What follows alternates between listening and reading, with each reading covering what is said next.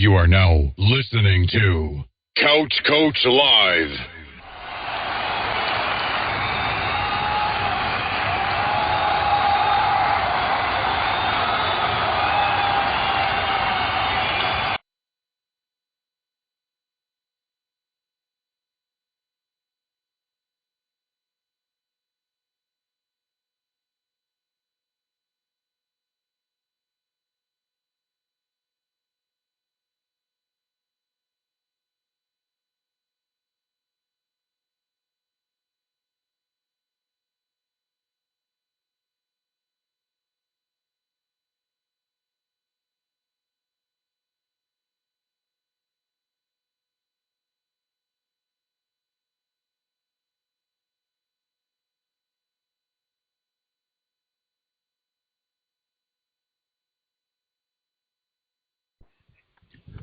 So we're back here on another Couch Coach Live. What's going on, Maui? What's up, man? Nothing much, man. You know, another week. How are you feeling on this rainy day? Weather crazy, ain't it? I know, man. I mean, it went from being like hot as I don't know what this weekend, and then now we're in the 60s. It's weird. Right, man. Yeah, this weekend, Everybody man, out. it was blazing this weekend. I was like, it felt good, like Sunday, like right before the sun came out. And I was like, man, don't let the sun come out. I kept on saying, man, please don't let the sun come out today, because it was blazing. I know everything's starting to get to normal. You gonna go get you some Chinese food?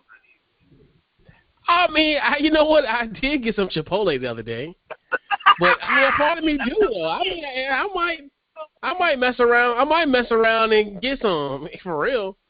I mean, it is what it is. I mean, it is what it is. I mean, hey, it's cooked food, so it's like Right here, I'm hearing my name being called to this Marco's Pizza over here saying, Sean, it's been a little while. That John, whew, that's fire. Right. Nobody say that Marco. Yeah, that Marco's hit the spot. Marcos and I never had it. Yeah. My Buffalo Wild Wing Tuesday, this is what took away. Right.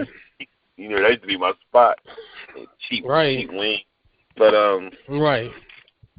Yeah, man, like, you know, what we gonna watch?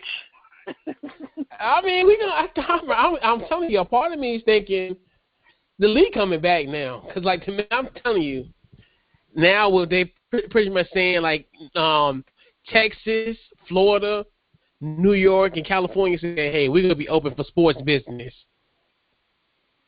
by at least by the 1st of June. A part of me is like, I think the league coming back, and I'm for some odd reason I kept on saying, well, the league can come back, but a part of me hearing that news yesterday, I'm thinking to myself, yeah, they gonna, if all the major states are open for it, it's almost like the league, even though I know it's gonna be contradictory of what I've been saying before from a health standpoint, which I still stand on that. But we all know what it's really all about. It's about the dollar bill. Yeah, of course. And these states want to at least get some type of money that will bring, as far as the league bringing their money for the lodging of these players, and how that will help the hospitality industry and this, that, and the third. So the league coming back. I know this gonna sound crazy, but. And I'm telling you, it's all about the dollar bill. Even though I don't like the fact that I still think these guys in essence need worry about their health more so than playing the game. But with that happening, those chain of events, especially like New York, especially when they've been like essentially the epicenter of the coronavirus, and they're like, hey, look. We open for sports. I was like, uh-oh. Everybody coming back.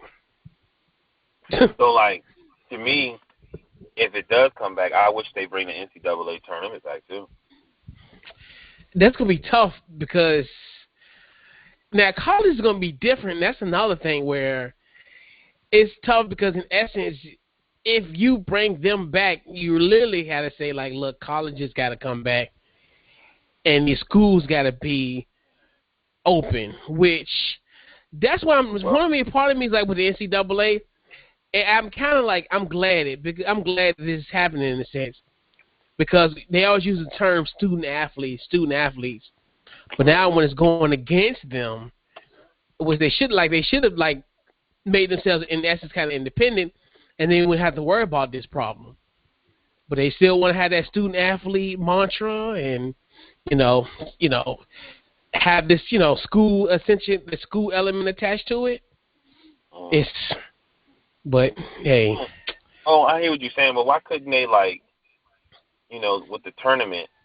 Why couldn't they just use certain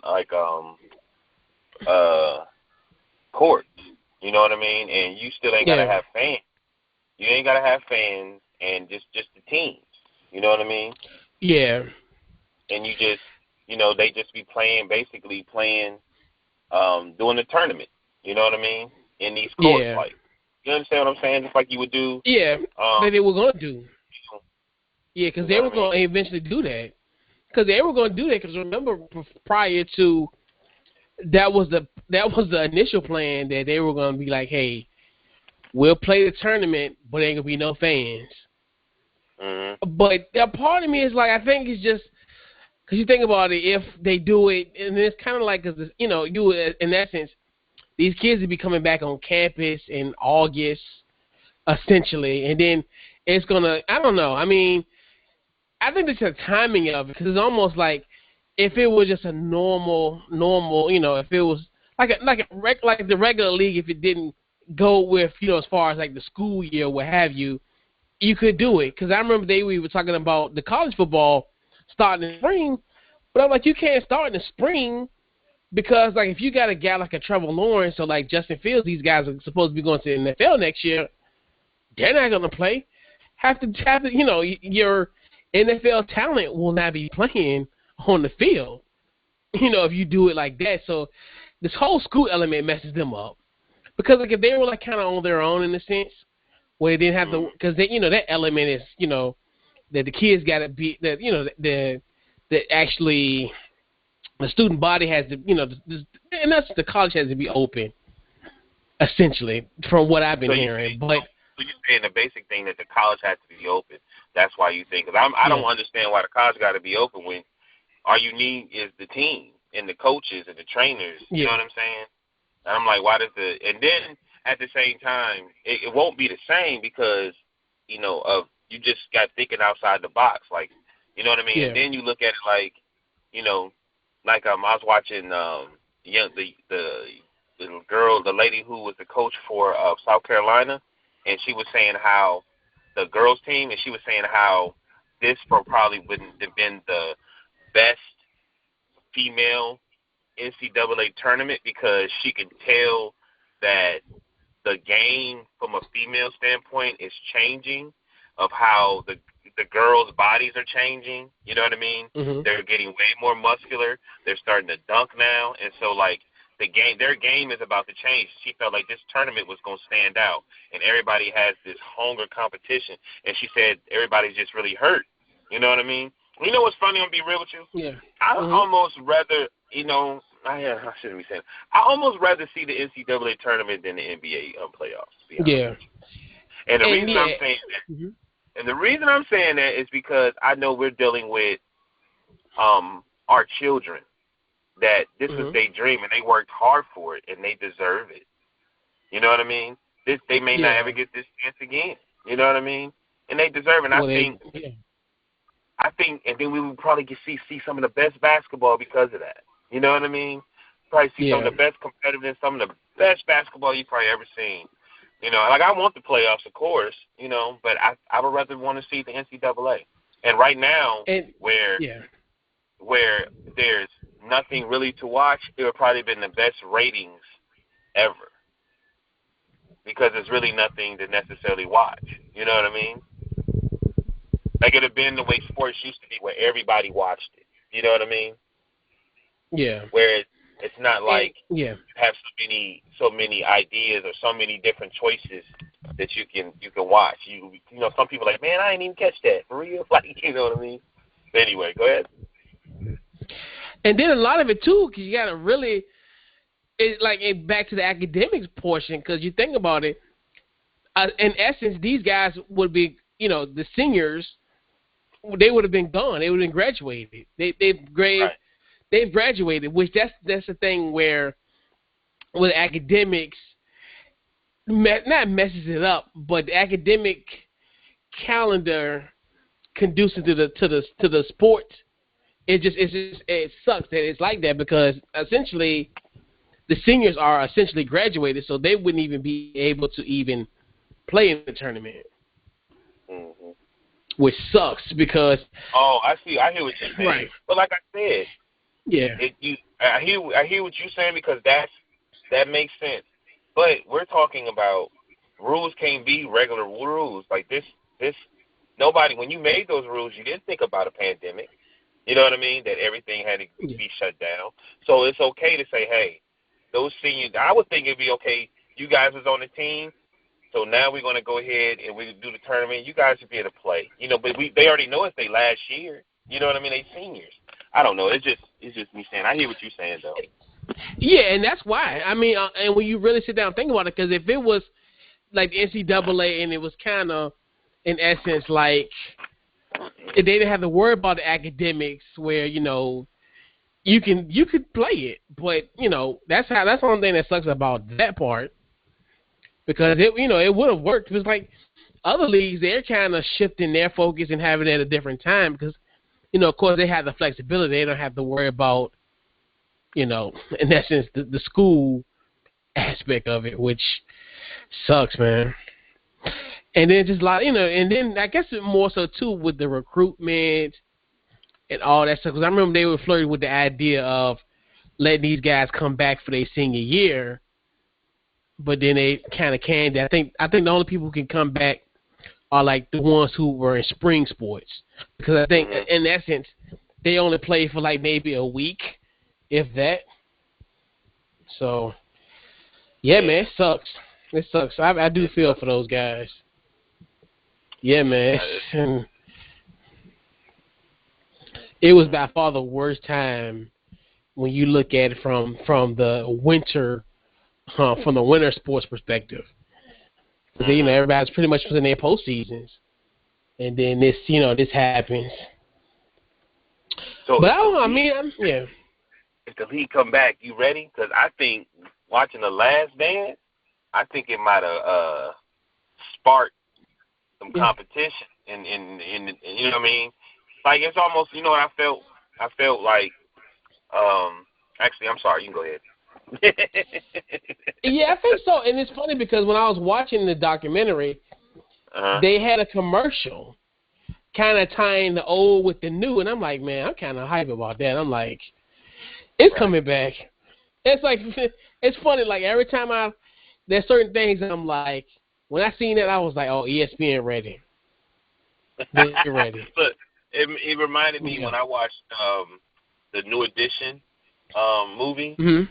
And how it was sparking creativity in a lot of people, like from our generation, like R&B, like hip hop, like it just took us back to those times, and they was like people was listening to the music, and they was like, man, this done inspired me. You know what I mean? That I need to get back in the studio because it reminded you of the things that what you dreamed about. You know what I mean?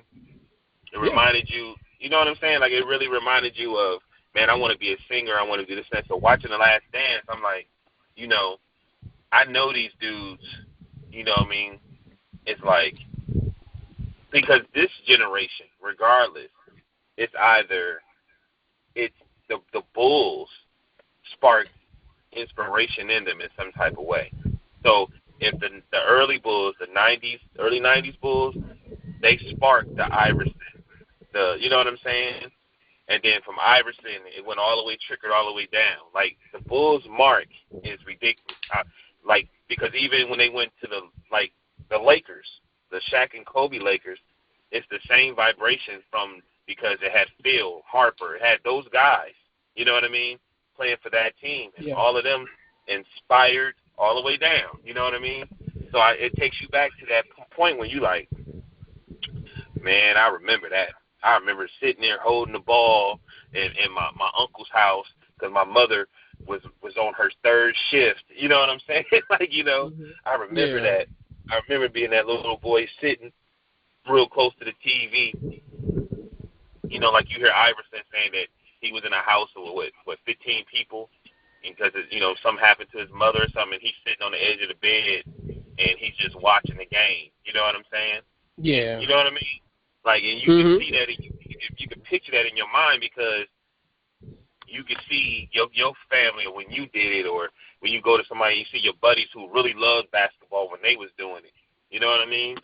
I know I'm telling you, I know these boys ready to play some basketball. For real. Oh, yeah. Oh, yeah. Oh, yeah. The spark was ignited.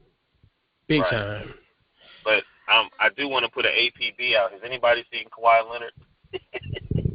Oh, he in the lab quiet. He was in he in the lab, man. He doing his thing, man. I think he was part of that conference call. Nah, he was part of that conference call. They said he was pretty vocal, and like, really? you know, as far as coming back, you know, cause I think it was like Chris Paul, LeBron. I forgot. It was like a bunch of guys that were they had like a league conference call, and they said Kawhi was like one of the most vocal guys out of the group, like pretty much saying, hey, you know, I want to come back. But hey, man, he in the lab. He in the lab, man, working. Let me ask you. Do you think that, I mean, before we move forward, like, just a question. Do you think that they better off doing it outside more than inside? I think, and that's the weird thing about it. You mean from the COVID perspective? Yeah. Which, and that's the thing. And that's why this is where I get confused, because the way they're saying it is like essentially it's airborne, but it's almost like, okay, but if it's airborne, you know, and it's outside, and you think it's just gonna go around, but then when you're inside, it's confined. Yeah, I mean, that's what I'm saying. That's why a part of me was like, that's why I'm not 100% sure, because this was like either or. It seemed like, but in other terms, in other ways, it would be like night and day. I mean, as far as the difference between playing indoors and outdoors, this here is just thinking to yourself, the way they're saying it's almost like the same. Which, I mean, that would be kind of cool to have them playing outside. I mean, because you think about it, you know, the only really sport that, you know, essentially does that is baseball and football, but it'd be kind of cool to kind of have that type of element. I mean, you'll be playing in, it depends. I think, I guess if it's, I don't know what it could be, because I know it's going to be hot as the devil. Like, if they play in Vegas in June, man, you ain't worried about no. You know what I'm saying? But I'm just saying. I was thinking that. I said, damn, I wonder, should they play outside?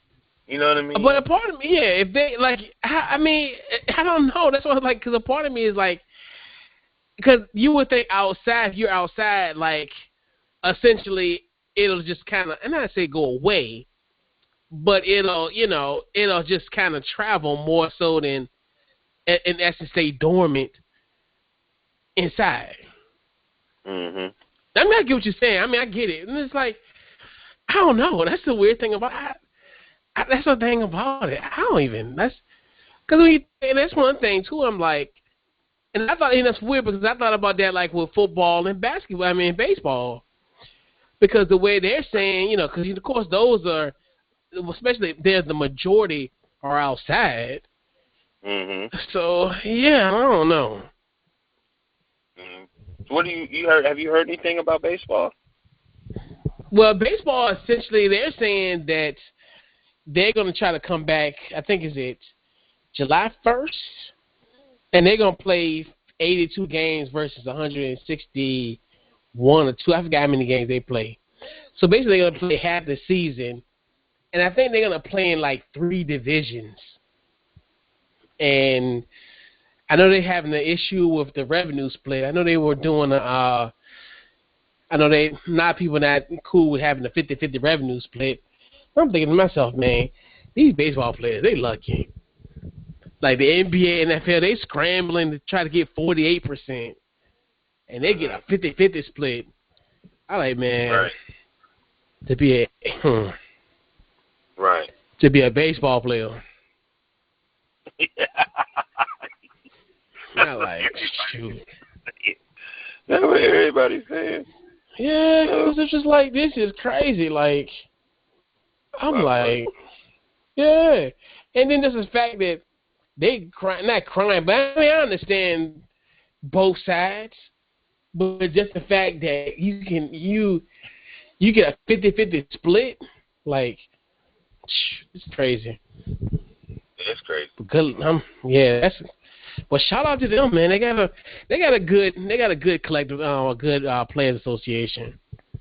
They do right by their players, but yeah. So the last dance, man. I cannot believe this is over. I cannot. Like, these 5 weeks have flown by.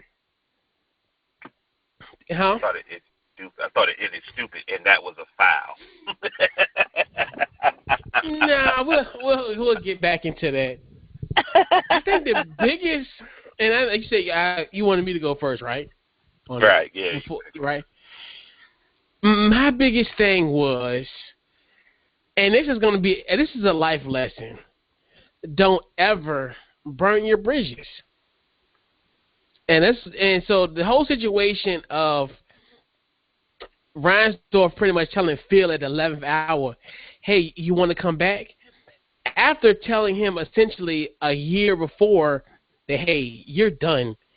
Whatever, you can go 82-0 and you won't be the coach of this team. And my thing is this, where I just cannot believe, like, at the 11th hour, he essentially said, hey, I can have you to come back. I want you to come back. It's already said and done. The damage is done.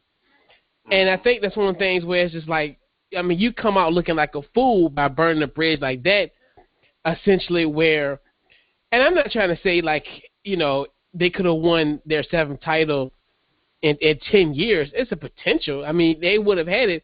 And like MJ said, like Jordan said, even he said in third person, everybody's going to come back and everybody's going to come back for 1 year. Because if Scotty was going, he might have a little resistance, but Scotty was going to sign if, what did he say? If Phil was back, MJ was back. I'm like, the GOAT is talking in third person. I love it. But that was one of the key points, was don't ever burn your bridges. And I think I look at that type of situation, I can see now why the Bulls are the way they are. I mean, it's like you're going to be forever snake bitten. I just look at that moment and was like, I see why things will never ever be right. Right there. That's one of my first takes. You want what you had to say? You gonna put it on me? All right. I'll go back. I think I got everything I wanted from it. Even the Dennis Rodman being on NWO, I thought that was that was the coolest thing ever. Again, I love how, they really did, like, growing up then and paying attention, they dogged Dennis Rodman.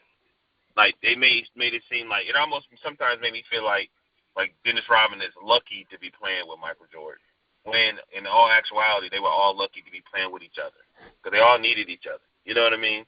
Like, MJ needed Dennis Rodman. He needed Dennis Rodman, and he needed for Dennis Rodman to be Dennis Rodman. Not, you know what I mean? Like, Dennis Rodman makeup was that he was a wild dude, and he was rock and roll. You know what I mean?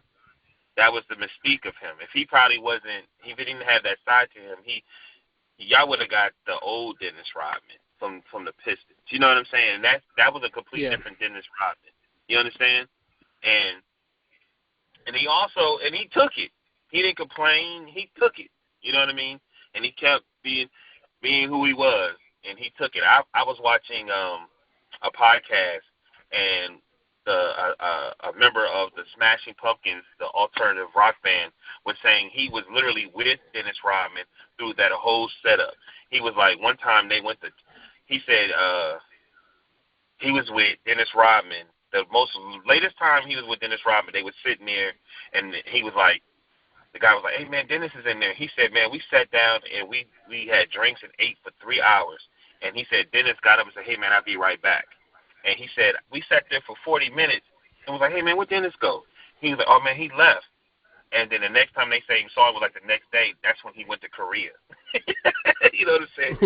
Yeah. He said, I was with Dennis Rodman through that whole setup of the last year, you know what I mean, and all the stuff Dennis was doing. He said, I was right there with Karma Electra. He said, I remember Jordan them coming to get him in Vegas. He said, but he said, Michael was not the one that was intimidating. You want to know who it was? He said who was it was Phil Jackson. He said Phil Jackson was one of the most intimidating people he had ever seen in his life.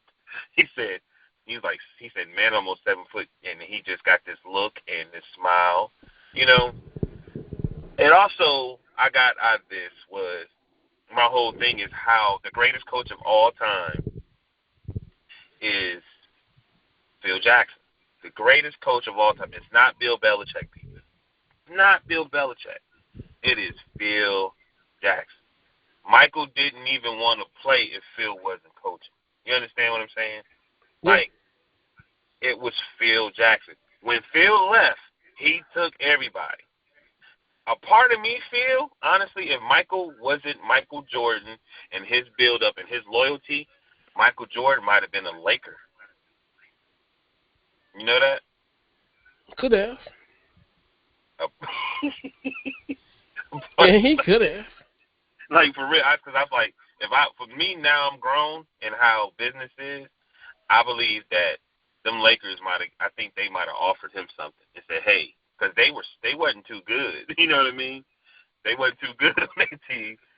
Hey, Mike, won't you come over here? You know what I mean? And Phil took everybody, man. He took John Sally. He took Harper, Shaw. You know what I mean? He took the whole coaching staff. You know? Let me get more in detail. I believe, and I hate to say this, I do believe when Michael's father passed, it humbled him some. And I think baseball humbled him some too. So when he came back, it was really cool to see that just like LeBron, he did have a support factor around him. I think his security guard's name was Gus or Cus or something like that.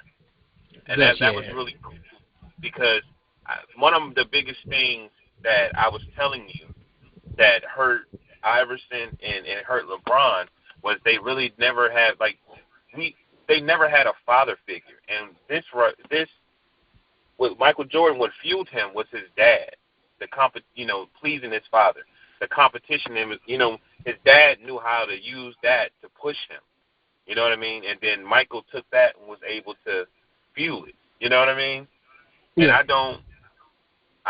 we don't know anybody that like Iverson had his entourage, his homeboy. You see what I'm saying? Iverson, even though his dad was still there, but it seemed like he wasn't really close to his dad like that. You know what I mean? He didn't have somebody that. You understand what I'm saying? Like Deion Sanders, Deion Sanders' son is going to be pushed by Deion Sanders, and he motivates them. You know what I mean? To be flashy and just like him. And that's one thing that I noticed too.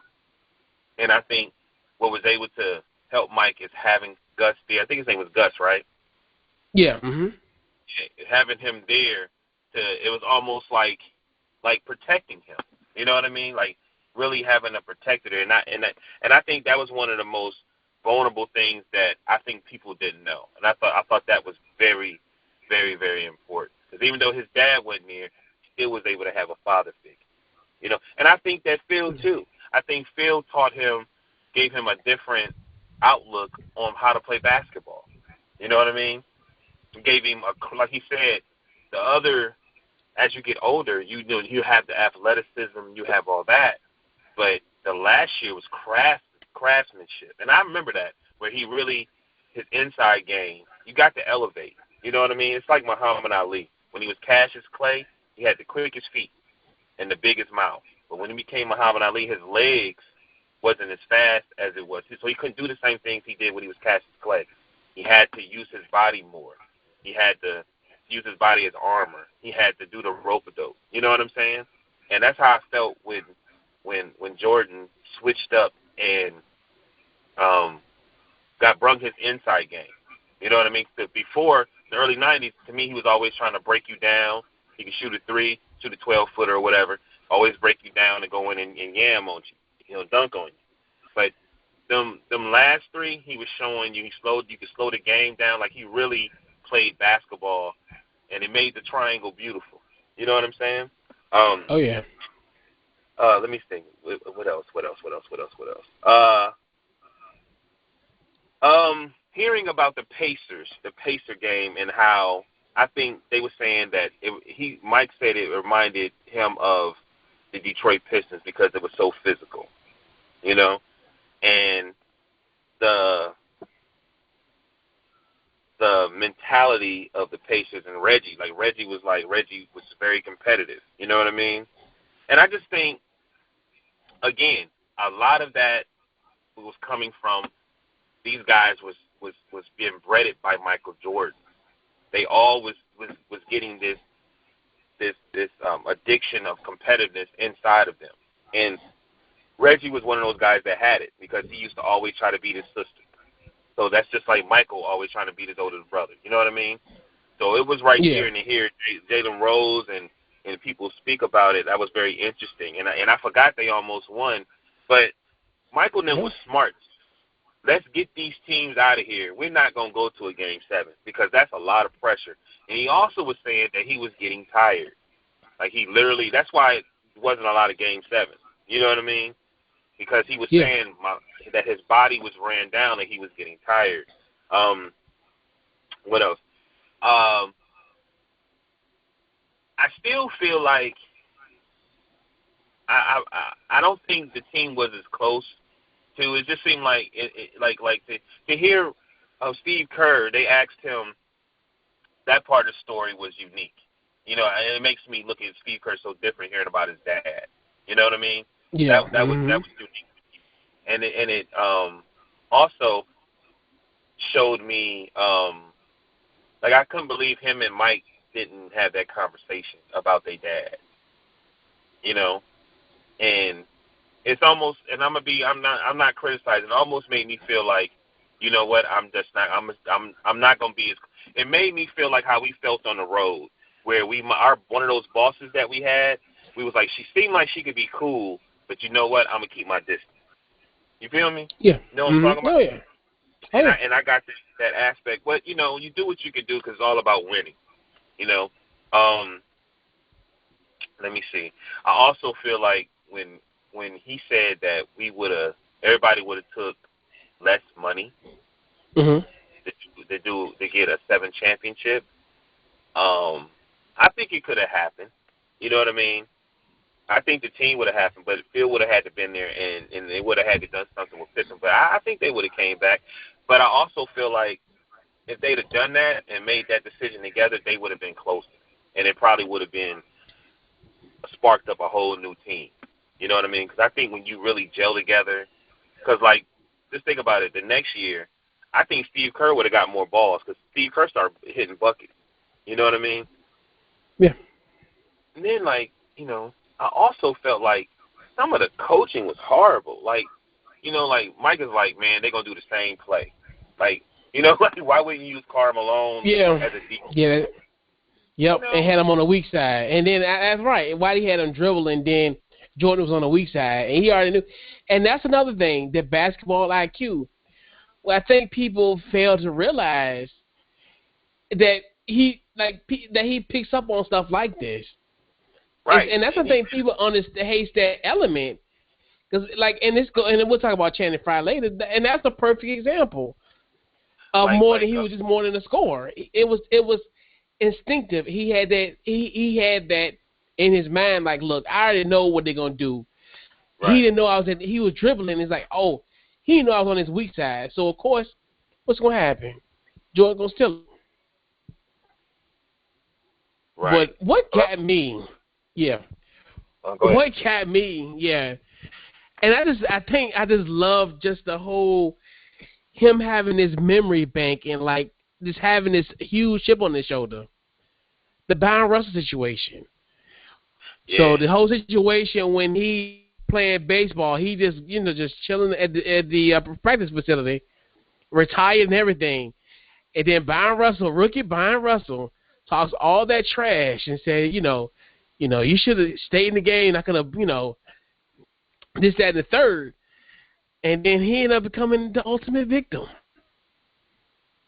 And I'm like, it's just amazing when you sit down and think about just the memory, how he can have that memory of that. It's still that was from 1994.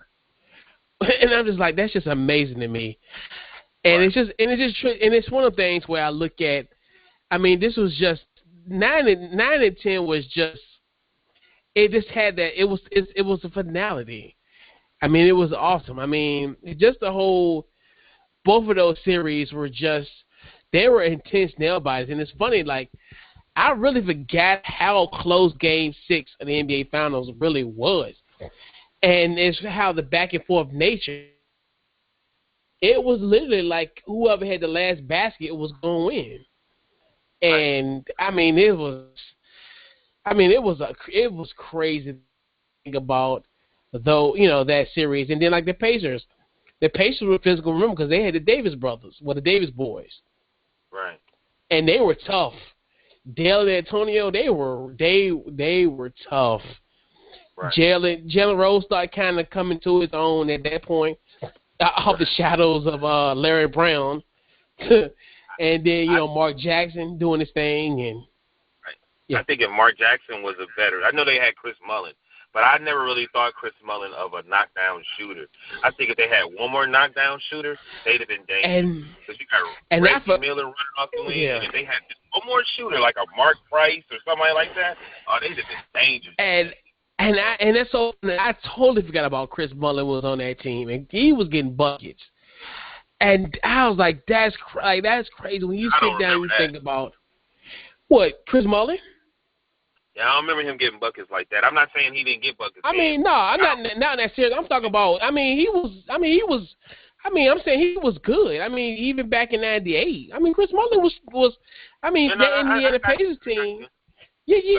I'm talking about. I never. When I'm thinking of that team, when I was watching, I was like, damn, you got Reggie Miller just scoring, blah, blah, blah. I said, damn, if they'd have got one more scoring threat, they would have been dangerous. I was like Mark Jackson, assist leader, but I think if he had a jump shot, like eventually, when Jason Kidd went to the Mavericks, before then he didn't have no jump shot. But when he got to the Mavericks, he was knocking down 3-pointers. You know what I'm saying? Yeah. Which made him a threat. And I think they would have been dangerous. They would have been dangerous to the Bulls, but anyway, I'm sorry. Yeah, but that's another. I was like, when you think about, when I sit down and think about how deep that Pacers team was, and I totally forgot about Chris Mullin. And I mean that Pacers team was a huge threat. Right. And I mean and that was another team where Larry Bird took over that team, and they became a totally different team. Because they would have had Larry Brown team, I think they might have made they were making the playoffs, but they weren't. They were definitely over. That series was, that was crazy. Right. And then it was just interesting of how they merged the two stories together at the end. Not at the end, but more so just of how. Because that was my biggest thing going in, like how they going to emerge the story from the left into the story to the right, and it worked out, and it worked out perfectly when it was, pretty much met a good intersection. But I tell you, it was. When you really sit down and you think to yourself, man, those were just hard fought battles. Like I mean, the '97 series. I mean, it's funny. That's another one where I'm like, the chip on the shoulder. And I said I knew that one of the biggest motivating factors was Karl Malone winning the MVP that year. Yeah. And then lo and behold, that was another thing. And then the Pizzagate, where I just think that was really interesting of that whole story. And it's weird because, and that's one of the things where, you hear both sides where they're saying, hey, I don't think it happened this way. I think he lied, this, that, and the third. But either or, just the fact that, having a stomach bug like that and then, the playing like the way he did. And that was such a pivotal game where people fail to realize that series was tied 2-2. Like, just imagine if Utah would have pulled that off and would have had and could have they could have won 1 out of 2 games in Chicago. Like, that's tough. Like, I was like, that's another thing where, I forgot when Pippen's back was messed up, man. And I'm watching him barely run. I'm like, you know what? I'm sitting thinking to myself, what is wrong with you? It's weird because, like, it was teams that are those special teams like the Bulls, right? And if they'd have played, the San Antonio Spurs or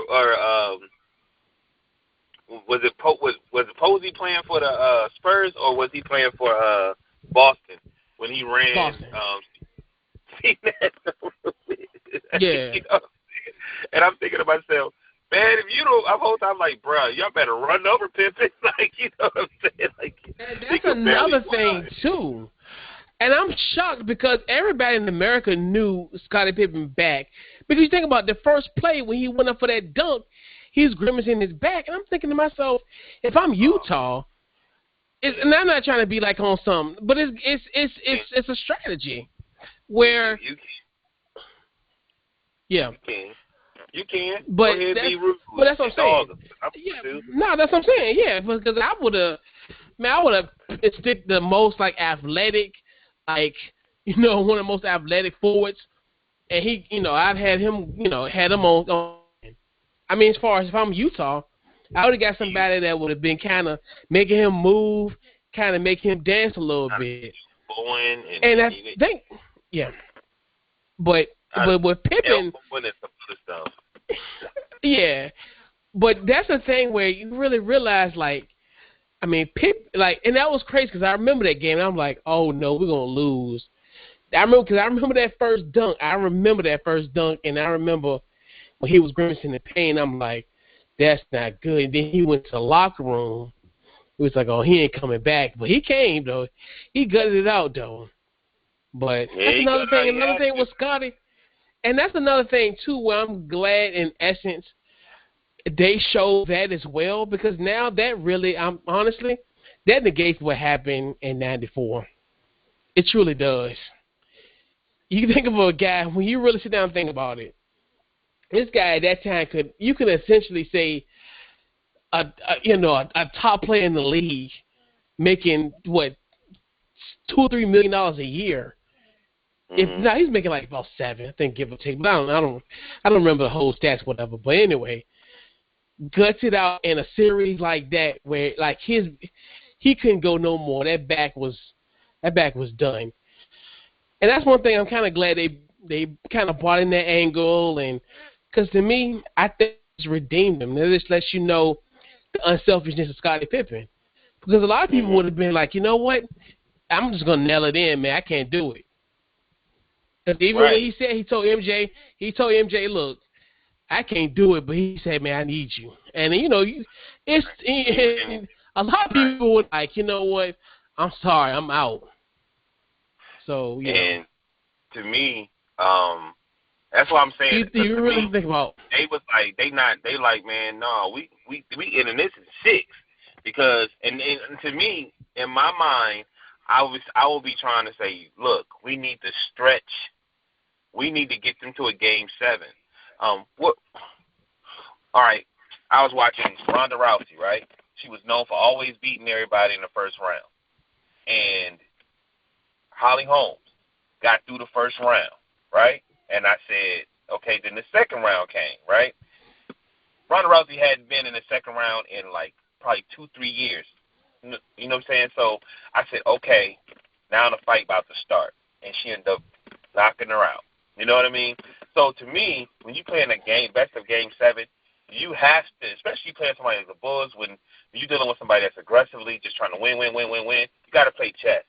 If you understand, you know what I'm saying? I'm like, I would have been trying to do whatever I could to get that to a game 7 because that might have put some heat on them. Because one thing we did see is that Mike kept saying that his body was being wore out, getting tired. That game when he Pizzagate, he was sweating really hard. So them white blood cells was trying to get rid of whatever was inside of him. You know what I mean? Like, you could tell it's a different type of perspiration, I think you say. It was a different type of sweat is what I usually call it. That you could tell he was sick, and it was trying to get them cells, his body, antibodies was really trying to push it out of him. So he was down. And I'm like, push whatever you can to do to get it to a game 7. Not saying that Utah had it. Then the other thing was this, but I know it was a different time. You know you're going to most likely play the Bulls. I'm like, why wouldn't you try to figure out some more weapons? Because what I remember about, oh my goodness, the Utah Jazz, it was always the pick and roll.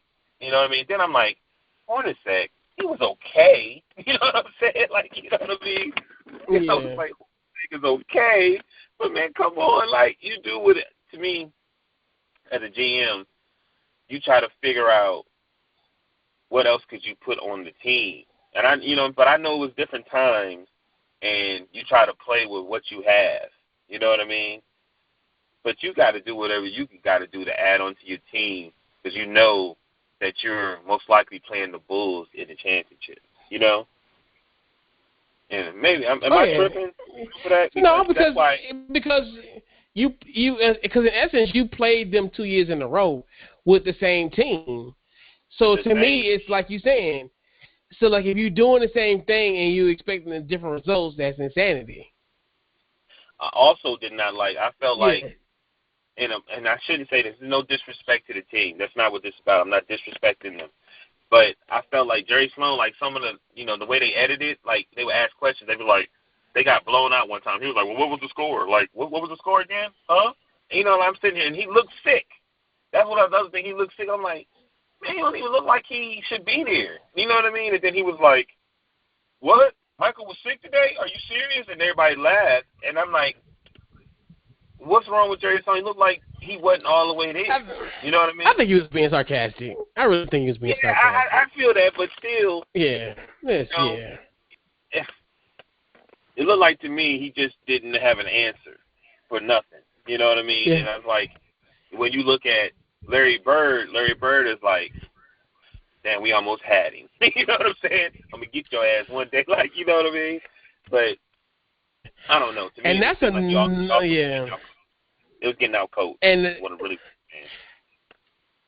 I remember the conference championship game, that's against Indiana, game 4, and I think that was Memorial Day of 98. Mm-hmm. It was crazy, like how that sequence. When Reggie hit that 3, you see Larry Bird stone face because he was like, "Oh yeah, Jordan, you can't celebrate too early." Yeah, and lo and behold, when Jordan hit that 3 and it rimmed out. Oh my gosh, I remember that game. That was another one. I like. Oh, we could have. Oh man, that would have been like we wouldn't have to worry about no game 7. Essentially, right. I felt with that one having a 3-1 lead going back to Chicago, it was a wrap. Like I knew for certain, like if we come back and we hit this 3, we ain't going back to Indiana. But lo and behold, we went back to Indiana and got our ass kicked. That Sunday. I mean, not that Sunday, but that Friday night to go to Game 7. But yeah, that Pacers team, and I'll reiterate that again. That Pacers team was just they were special. That was a real good team, and that's another thing. I'm just like, y'all, like, I'm telling you, these were like great, like all these last 2 championships were crazy. And it's just funny to kind of go back and look at them now, and it's amazing like how they were able to pull off everything. But this whole documentary in itself, I think, I mean, it was funny because when you think you know stuff, you had no idea of certain things that were going on, and I just like just the whole fact of just like Dennis, like you were talking about Dennis. I didn't really, as a kid, me, I was like 12, 13 years old when he was around. I just thought he was just a guy who just didn't give a damn. But honestly, Dennis Rodman was yeah, I got you. But Dennis was probably one of the most hardest workers on that team. Like, and you never really realized, and that's too where you really get the appreciation from Dennis. Dennis was a guy that knew how his shot would bounce off the rim. Like he knew instinctively, like, oh, Jordan shoot here, it's gonna come off the side of the rim like this. And I mean, he would just like literally study that. And did another thing too, where people, even though I'm surprised they really didn't really talk about it in the doc, but I mean, he was crucial when it came to Karl Malone, because you got to really sit down and think about it. That was by far one of the biggest mismatches of those series, but he was able to get him kind of mentally out of his game, and that's genius when you sit down and you think about it. Because that was the biggest thing where it's like, damn, you gotta play Karl Malone. Like, that's you have to pack your lunch for a guy like Karl Malone. But to get him kind of out of the game mentally, it was a genius. And then like the Game 6 where you see them like going back and forth and going at it. Right. Like, man, Dennis. Dennis Rodman is 6'10", and you really pay attention. He's long, right? But if you really pay attention to him, he was probably one of the most athletic power forwards that you've ever seen, and one of the fastest. And then his endurance was crazy. You know what I mean? And then you look at Karl Malone that's going to bang you and bang you and bang you, but at the same time, basketball is about space. So if Dennis can get to that space, which I believe one thing he always had was quicker feet than everybody. If he can get to that space before Karl moved, then that's offensive foul. Or that's one thing about any basketball player. They always want to get to that space they want to go to. And if they can't, especially if they deal with offense, they get frustrated. You know what I mean? And Dennis Rodman loved being inside. He knew it. They just had the best team just play their role. And that goes with what we're going to talk about later. Yeah. But and to go back into that, and that's one thing where I forgot about Dennis, and I was going to touch on something else about Dennis. But with Dennis, it was phenomenal. Like when you really sit down and think about it. And then I was they did a ESPN like a detail, like they have a show called Detail. Mm-hmm. And it was just great seeing how he just broke down of how the triangle works and its intricacies.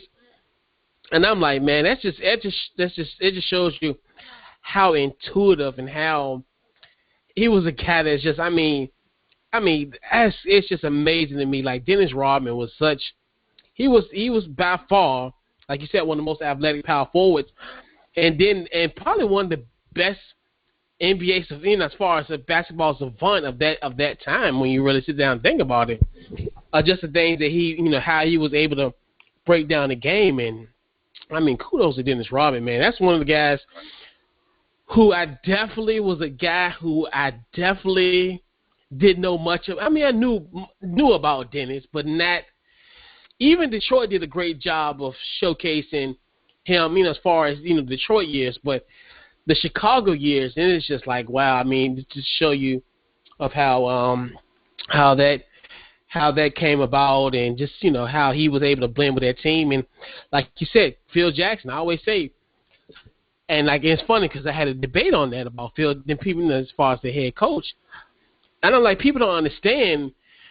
Phil, the thing is, because I know one of the biggest arguments was he always has the best players. But just like all those situations, he can get the best players, but he took them to the next level. I think the biggest, besides the Chicago situation, the Lakers situation, we talk about, anybody could have won a title with Shaq and Kobe. Dale Harris didn't. He didn't. He didn't win one. So, and then you got to think about it. And then we got to really sit back and think about, because remember, they showed that All-Star 98. Remember, that was the team, at 4 Lakers that made the All-Star team. Kobe first ever start in the league was in the All-Star game. He never started for the Lakers until Lakers up at that point. But he started in the All-Star game. So they had 4 All-Stars and couldn't get it done.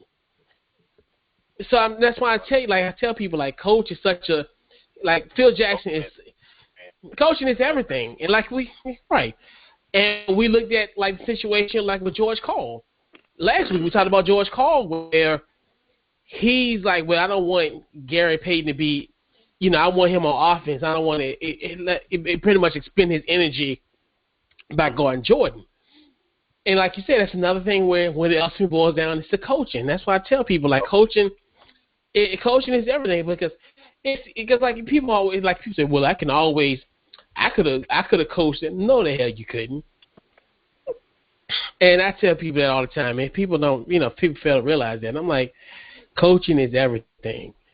Coaching is everything. So, yeah. Because you have to have the, and like I said, this whole setup, we're talking. We started off with this whole thing that was about complaining about Jerry, and the more I watch this, I'm not mad at Jerry. You know what I mean? Really mad at the owner of anybody. You know what I mean? That's what I said. Yeah. He's really who we need to be talking about, because he could have shut all that down. But in the marketplace, because they don't care. They don't. If it's all about winning, then he would have done what, you know what I'm saying? I'm gonna pay what they deserve it. They winning. They keep us winning. We gonna keep making more money. You know what I mean? And he didn't care. The marketplace, or try to, like me and my dad. I said everybody left except for Pat Paxson, and Paxson is where he's at. Why is he there? Because he's still living off of Jordan. You know what I mean? It is what it is. Well, thank God he gone. He gone now, so. He gone. My bad. He gone now. I'm glad he gone. Yeah. He gone. He just. Yeah. Go ahead, let it out. I want to hear it. Go ahead. Yeah, I'm glad he gone.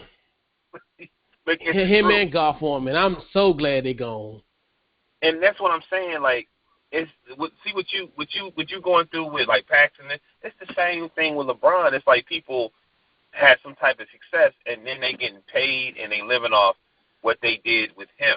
You know what I mean? But when he was there, did you really go out your way to make sure that he had everything he's supposed to have? You know what I mean? And if he's not there anymore, then I don't believe that he got everything he's supposed to have, because the expectation is Jordan. You know what I mean? And Jordan always wanted to win. You see what I'm saying? And if he ain't winning or trying to get to where, once Jordan won a championship, that means Jordan had to win a championship every time he played basketball. He always had to meet that expectation. You know what I'm saying? Yeah. And so if you're winning 23 and they're comparing you to this, that means you always have to win. He's probably one of the only players in the league right now that has to win a championship. He can't, he has to. If he don't, then even if he lose, he can't be he still has to win. You know what I'm saying? But if he ain't getting, look at Jordan. If he's not getting everything he has to from everybody, what do you think is going to happen? Jordan was getting them out of there. You know what I mean? Or Jordan was bullying them. You know what I mean? Anyway, that's just a whole nother thing. My thing about Jordan, what I liked how he said Russell and his feet. You know what I mean? He said, man, if you head fake this, and that, he going to go right past you because he play off his tippy toes. It was stuff like that I was very intrigued about to hear him say. You know what I mean? I believe, and once he start realizing that, and I believe when he went to baseball and he was changing his body up, I don't think he could probably always get his body back to exactly where it was in the early 90s, even though he was aging, even though he worked hard. You know what I mean? I think the kind of like Roy Jones with the heavyweight, and then he had to lose a whole bunch of muscle and fight in light heavyweight, and he wasn't the same ever again. And I think watching this was kind of saying, he was saying his body was wearing out, like he needed his team. He needed Dennis to do what he was doing. He needed Pippen. Like, they really, really, really was fighting. It wasn't smooth like you thought it was. They really was battling. And those teams, if they didn't have the focus like they should, they would have lost. Them Bulls would have lost a lot of those games, and a lot, you know what I mean? They main thing, they had to stay focused. They really had to work together too, you know? Yeah. So, you know, I say this, man. Like, I'm gonna confess, he really is the GOAT, and I feel like the reason I'm saying he's the GOAT is he branched the new NBA and the old NBA.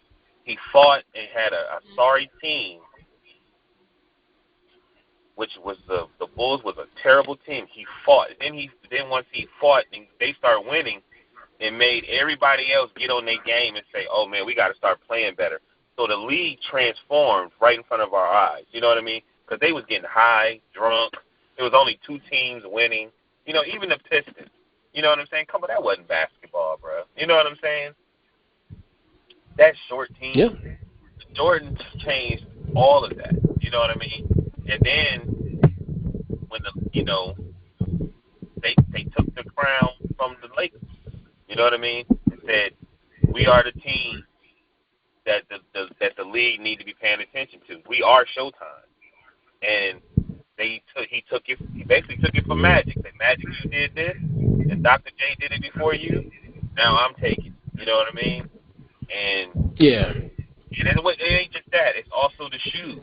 You know what I'm saying? It's also the marketing, and I don't think people really understand. Like, he had to do that for people to have what they have now. Michael had to do a lot of stuff he had to do. Yeah, it was some stuff. There was a few things that he didn't have to be such a bully. He didn't. But that was just a part of it. You know what I mean? A lot of that was just insecurity. A lot of that was him being immature. Like, remember he was on the bus and he was listening to Kenny Lattimore, and he was like, he's a very good friend of mine. Like, you know what I'm saying? You can still see the kid in him. You know what I mean? He's a jock. A lot of jocks are insecure. I got a funny story about Kenny Lattimore. Now, mind you, the documentary just came out 48 hours ago. So why this man got 1 million streams after that?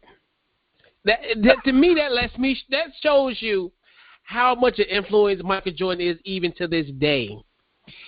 Kenny, like when he said Kenny Lattimore, I was thinking to myself, I ain't heard Kenny Lattimore name in since the 90s, early 2000s. I heard it last year. He was at the little arena at Hopewell.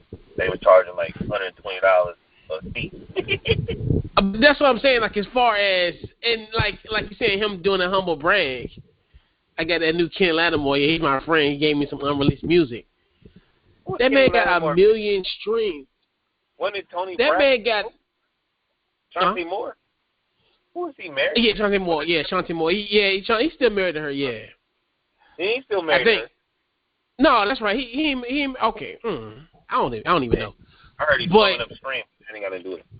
Oh well.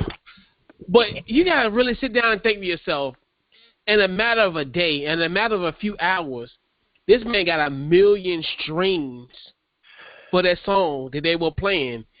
That just lets me know, like, that Jordan is just, he's the ultimate, like we say now, influencers called tastemakers. That's right there that shows you, like, the greatness of Michael Jordan. I mean, you got to really sit down and think to yourself, 1 million streams. That's crazy. Right. So moving on along, yeah. But that's really what's going on now too, man. Like, people are so bored and people are so curious. Like, oh man, who was he listening to? You know what I mean? Yeah. There's a lot of that going on. But yeah, man, like, you know, I sit back and I said, man, I gotta be.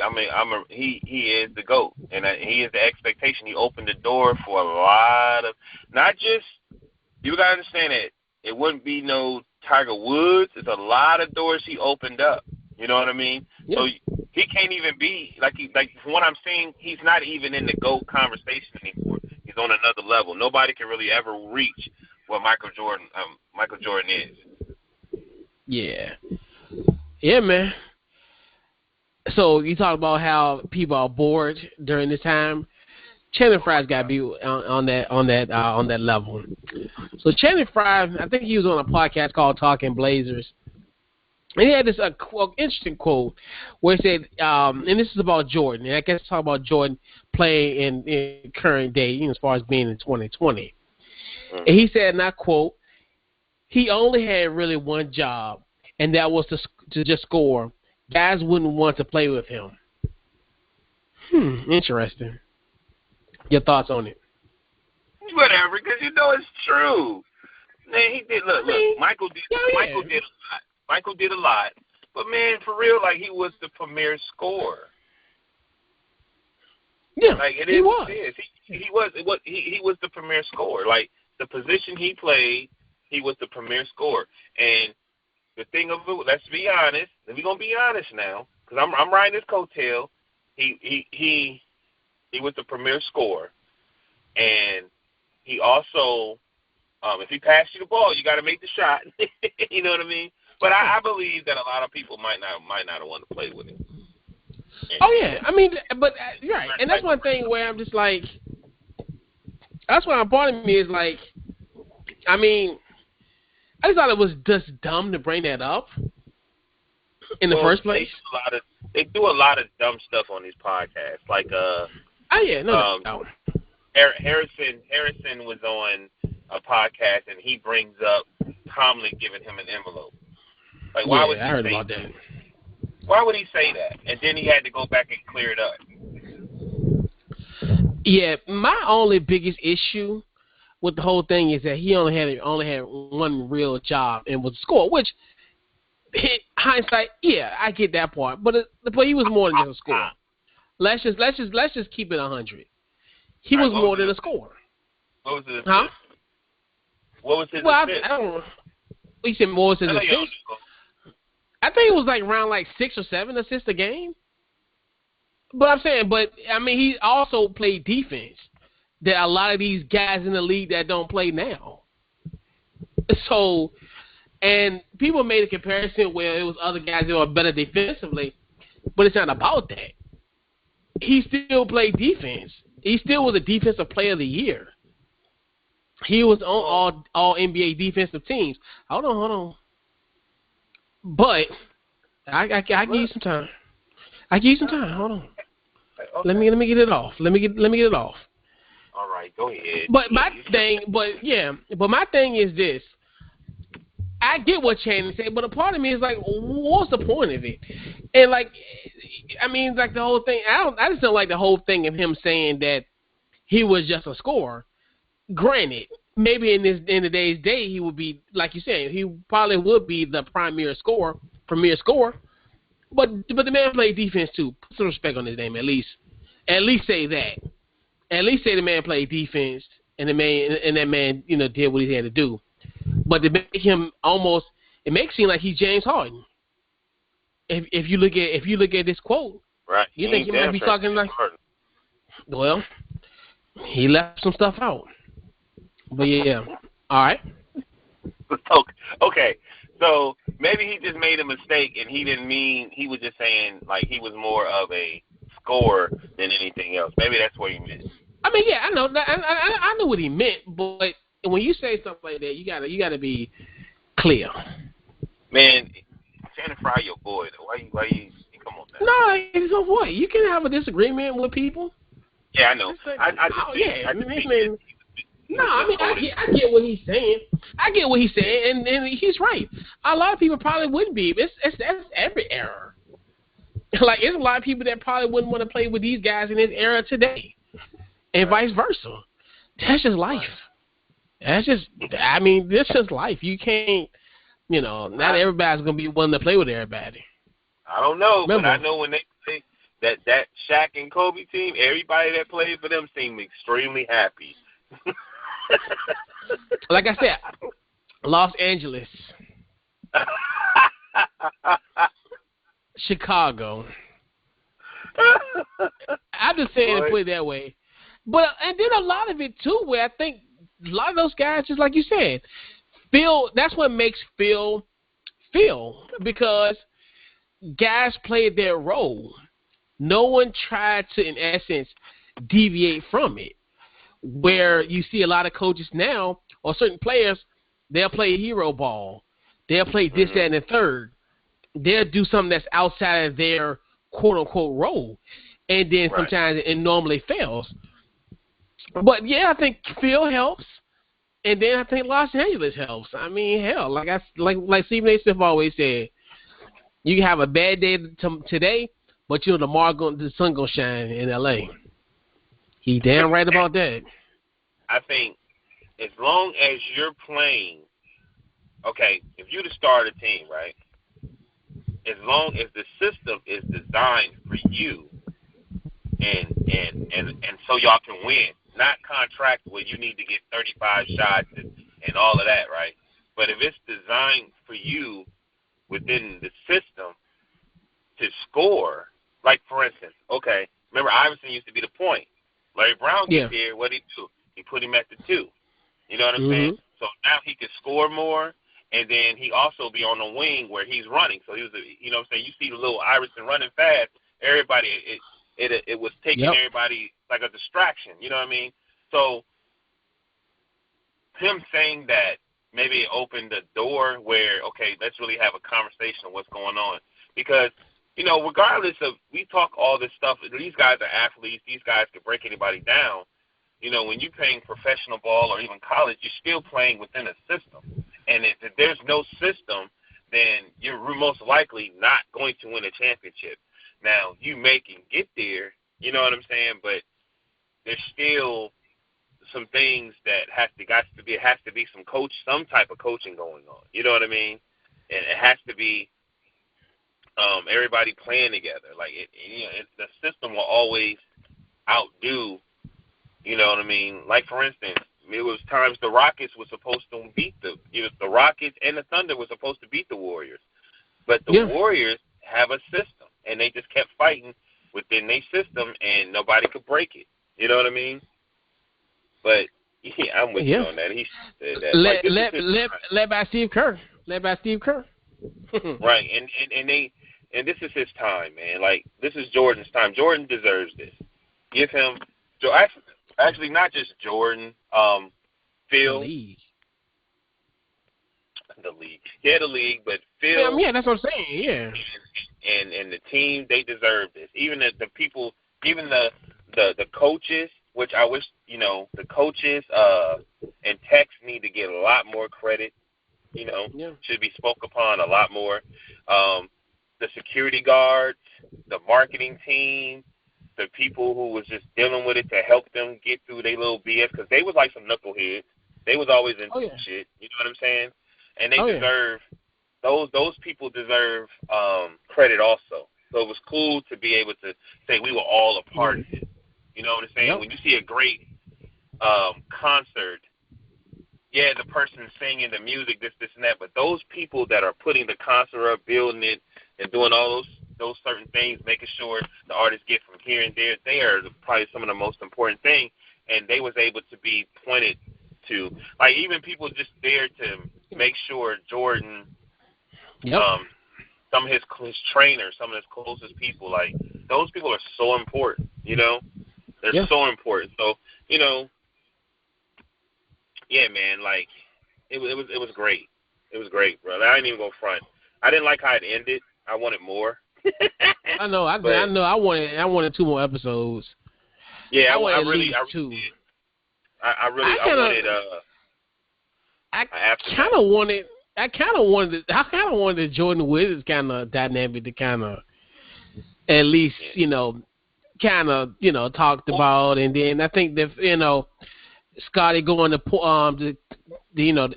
essentially that's what I didn't like. That's what I didn't like. I didn't like that. Because when it ends, you'd be like, okay, eventually Michael, like they could have just showed him going to the Wizards and why he went to the Wizards and Pippen getting signed and you know what I mean, end up getting his money and what Kerr ended up doing. I didn't get that. Yeah, because you really sit down and think about it, because Scottie went to Houston, it didn't work. Him and Charles had a riff. Then he ended up going to Portland. Damn, Steve Kerr went to San Antonio and won another championship like that. Like he had a 4-peat. And Phil took a year off with the Montana and went to LA. And that's why you said something about Montana. Huh? Because Phil went here. That's why you said something about Montana. Well, yeah, that's where he went. Yeah, because Phil from Montana. Yeah, Phil from Montana. All right, I remember you were saying. Yeah, so he took a year off. Yeah. You were saying if something happened, like, man, I'm just gonna go hide out in Montana. Remember you said that? Oh yeah. I mean, yeah, and I understand why. Like when Phil did that, I understand that. Like if you want to take some time and just go out there, yeah, I mean, when I realized that, when we went, I see, because that time I knew Phil was from Montana, but like he said, he'll take a time off and go to Montana, I guess, to make decisions or do this and the third. But yeah, a lot of stuff, and then just. Did we ever go to where he was from? I don't think so. I think he's from I forgot. He's like from Deer Fort or Deer something. I forgot where he's from. Deer something. He's Deer something, Montana. I don't think we went there. I don't know. You remember that one time where we was getting like these really big AOIs? Or the real big ones? So we was getting like 2 or 3 when Terry first came back. And I think it was around that. Oh, okay, yeah, I knew it was something. I forgot where Phil, like what actually city is from. But I knew I want to say it was Deer something, but I'm not 100% sure. But yeah, man. I definitely was hoping like they would kind of show. And it's so funny. I never realized this team never had a ring ceremony. I don't think so. I gotta really sit down and I might like not YouTube it, but like more so Google it. I don't think this team had a ring ceremony in 1999, if my memory serves correct. Because I know it was a lockout shortened season, but it's crazy. I just thought about that. So they really don't have, in essence, a closure. Which, I mean, that's another thing that trips me out about all this. That like there was no closure. There was no proper closure. I put it that way. There was a closure. The door was slammed in their face, but it could have been kind of cracked open and it could have been closed gently. But I digress. Let's talk about the National Football League. So we all know that there's the Rooney Rule, where essentially, shout out to your owner, the late Art Rooney, how he implemented a thing called the Rooney Rule, where essentially you at least have to interview at least one minority candidate for a coach opening. So, and the years it's been like kind of like an epic fail, because when you really sit down and think about it, there's only 4 minority head coaches, and both of our squads, we have one, of course, Mike Tomlin, and then here with Washington with Ron Rivera, and then Anthony Lynn in Los Angeles, and Brian Flores in Miami. So, little like in the beginning of like what's towards the weekend, kind of Friday, Saturday, kind of you heard some like what certain things they wanted to implement in order to enhance the Rooney Rule. So one of the things they wanted to essentially put in place was to have an incentive essentially to increase teams' draft spots if they hired a coach, a minority coach, or a general manager. And one of the stipulations, if you hired a minority coach and a general manager and he was retained, you can move up to 16 spots in the 3rd round of the following draft. So essentially, if you have somebody this year, 2021, you'll move up at least 16 spots if you hire both a minority head coach and a general manager. So it didn't pass, but there were certain other things that were passed. One thing, they didn't vote on this one, so I'm thinking this one, in a sense, is going to pretty much going to be dead. But another thing that they had is going to so they did add some other enhancements to the Rooney Rule. Where the NFL has voted to allow assistant coaches to interview for coordinator jobs without essentially permission. Because in previous times, they used to be blocked. Like if you had an opportunity at another team, the team could be like, no, you're not going for this interview. And then another thing where you're going to have to at least interview 2 minority candidates. Your thoughts on this whole enhanced Rooney Rule? You know, I really know this. I want to hear your perspective, if you don't mind.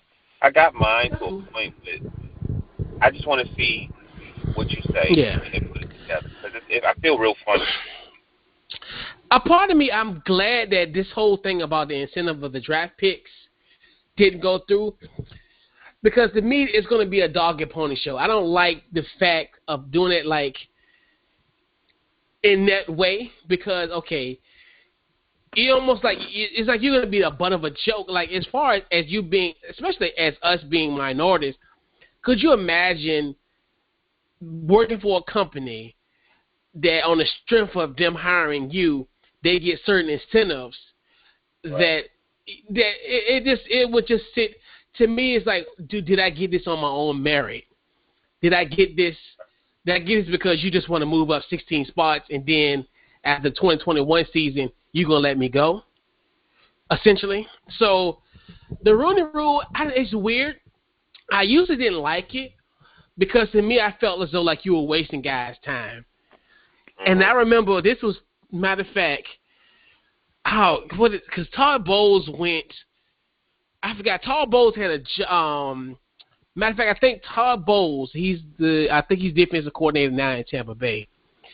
He had a job interview, I want to say it was like Chicago or one of these teams where we already knew like they had a head coach in place.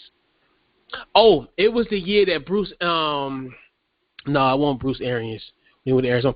But it was one of these jobs that was opening, and Todd Bowles was up for the he got interviewed, and we all kind of knew like they like essentially kind of wasting his time by essentially going for the interview. But then like Mike Tomlin essentially was a Rooney Rule hire, where essentially they were like, well, he wowed us at the interview. And it's kind of rare that, because when you think about those types of situations, you kind of know who you want to hire. Right. I do like what they did propose as far as letting these assistant coaches find jobs at another place. So, say, for instance, Pittsburgh, if they're, if one of their assistants say, hey, I want to go to Cleveland, or if I want to go to Cincinnati, they can at least go for the interview. And I think when you have those guys in that trenches, where you get those, minority head, and I think this can be work for even non-minorities. You get that opportunity because once you kind of move up that ladder, then you get these coordinator positions, and then things start opening up. Versus another team, back then it was like, okay, well, if you're an assistant with Pittsburgh, you literally got to ask the Rooneys and Tomlin, like, hey, can I interview for this Cincinnati job or this Cleveland job or Baltimore job? You can just go for it. But a part of me, I'm liking the direction of what they're doing. The whole, like I said, I always say, like, you already kind of know who you're going to hire. But I think the whole thing of this, I think the assistant thing is huge because then you'll kind of create a pipeline. Because I don't think you can, at this point, you got to have a pipeline that runs kind of deep for, this to happen. But yeah. Right. Like I don't know. I almost feel like it's like a pawn or something. Like, yeah, you know what I mean? Mm-hmm. Feel now somebody who's motivated and hustling, want to take the opportunity, that might say, "Hey, I really know how to coach." They might go in and take it, and I'm gonna take advantage of this because I might not ever have this type of opportunity. You know, when they started the rule, you know, things were different to a little bit, even though it's kind of still the same because Dak hasn't got paid yet. You know what I mean? Yep. But you know, it's just so weird, man, because you want an opportunity. You know what I mean? Like my whole thing is, and like somebody we gonna talk about this. Like, why don't you just stop with what you guys are doing? Look at yourself and change it. Like, you know, you guys are making these decisions and doing things, and it looks very uncomfortable for people that of minorities. You know what I mean? Like, think about it. If they didn't make that rule, Tomlin wouldn't even be a coach, most likely. Right. We don't know that, though. You know what I mean? Like, why does it have to constantly keep being that way? When, like, okay, not even that. We talking coaching, but let's talk quarterback. You know what I mean? Like, the quarterback is changing. They being more mobile. The whole dynamic of it changed. They've been fighting for the longest, though, so it won't be how it is now where these guys are scrambling, these guys are athletic, and they're doing certain things a certain way. Like, why does it, like, most of the time those guys come in, they say, oh, they're going to be a running back or a receiver. You know what I mean? Like Yeah. they're not smart enough to be a quarterback. So I don't understand. Like, you got to be like, it's what's weird. You have to be, even if they hire you, you have to be like Warren Sapp. He could never be a coach. You know what I mean? They would never hire him. But they'd definitely hire Tony Dungy or a or a Tomlin. You know what I mean? Because they carry themselves a certain way. But excuse me, you can have a Rex Ryan that's wild as can be, or you know what I mean?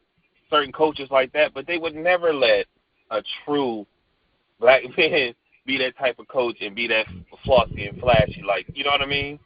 Yeah. They, like, you know what I'm saying? Now, like, you know, they are who they are. Like, there is black coaches like that, but they still have to conduct themselves a certain way. They're not probably all the way being who they are.